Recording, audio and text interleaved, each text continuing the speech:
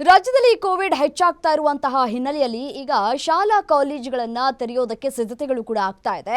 ಮೇ 28ನೇ ತಾರೀಕಿನಿಂದ ಶಾಲಾ ಕಾಲೇಜುಗಳು ರೀಓಪನ್ ಆಗ್ತಾ ಇದೆ. ಮೇ 29ರಿಂದ ಶಾಲಾ ಕಾಲೇಜುಗಳು ಪುನರಾರಂಭ ಆಗ್ತಾ ಇದ್ದಾವೆ. ಕೊರೋನಾ ಹೆಚ್ಚಾಗ್ತಾ ಇದ್ದಂತೆ ಪೋಷಕರು ಕೂಡ ಆತಂಕಗಳು ಕೂಡ ಹೆಚ್ಚಾಗ್ತಾ ಇದೆ. ಶಾಲಾ ಕಾಲೇಜು ಪುನರಾರಂಭದ ವೇಳೆಯೇ ಸೋಂಕಿನ ಆತಂಕ ಪೋಷಕರನ್ನ ಕಾಡ್ತಾ ಇದೆ. ವಿದ್ಯಾರ್ಥಿಗಳಿಗೆ ಮಾಸ್ಕ್ ಕಡ್ಡಾಯಗೊಳಿಸಲಾಗಿದೆ.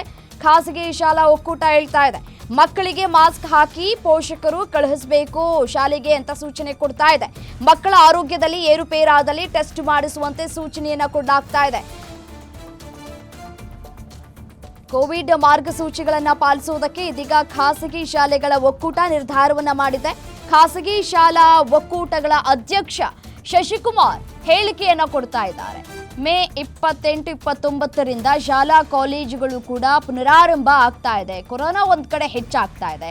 ಪೋಷಕರಲ್ಲೂ ಕೂಡ ಆತಂಕಗಳು ಸಹಜವಾಗಿಯೇ ಕೂಡ ಶುರುವಾಗಿದೆ. ಕೋವಿಡ್ ಪತ್ತೆ ಆಗ್ತಾ ಇರೋ ಹಿನ್ನೆಲೆಯಲ್ಲಿ ಶಾಲಾ ಕಾಲೇಜುಗಳು ಪುನಃ ಪ್ರಾರಂಭ ಆಗುತ್ತೆ. 29ನೇ ತಾರೀಕಿಂದ ರಾಜ್ಯಾದ್ಯಂತ ಶಿಕ್ಷಣ ಸಂಸ್ಥೆಗಳು ಪ್ರಾರಂಭ ಆಗೋ ಹಿನ್ನೆಲೆಯಲ್ಲಿ ಯಾರೂ ಕೂಡ ಆತಂಕಕ್ಕೆ ಒಳಗಾಗೋದು ಬೇಡ. ಆದರೆ ಮುನ್ನೆಚ್ಚರಿಕೆ ಕ್ರಮ ಏನೇನು SOP ಇದೆ, ಸ್ಟ್ಯಾಂಡರ್ಡ್ ಆಪರೇಟಿಂಗ್ ಪ್ರೊಸೀಜರ್ಸ್, ಅದನ್ನು ತಪ್ಪದೇ ಪಾಲಿಸಬೇಕು. ಈಗಾಗಲೇ ನಮ್ಮ ಸದಸ್ಯ ಶಾಲೆಗಳಿಗೆ ಒಂದು ಮನವಿ ಮಾಡಿದ್ದೇವೆ, ಜಾಗೃತಿಯನ್ನು ತೆಗೆದುಕೊಳ್ಳಿ. ಯಾವುದೇ ಮಕ್ಕಳಿಗೆ ಜ್ವರ ಅಥವಾ ಕೆಮ್ಮು ನೆಗಡಿ ಕಂಡು ಬಂದಲ್ಲಿ ಅವರನ್ನು ಐಸೋಲೇಟ್ ಮಾಡೋದು, ಮತ್ತು ಪಾಲಕ ಪೋಷಕರಿಗೂ ಕೂಡ ಅಷ್ಟೇ ಜವಾಬ್ದಾರಿ ಇರುತ್ತೆ. ತಮ್ಮ ಮನೆಯಲ್ಲಿ ಇಂಥ ಯಾವುದೇ ಸಿಂಪ್ಟಮ್ಸ್ ಬಂದರೂ ಕೂಡ ಅವರನ್ನು ಶಾಲೆಗೆ ಕಳಿಸಬಾರ್ದು.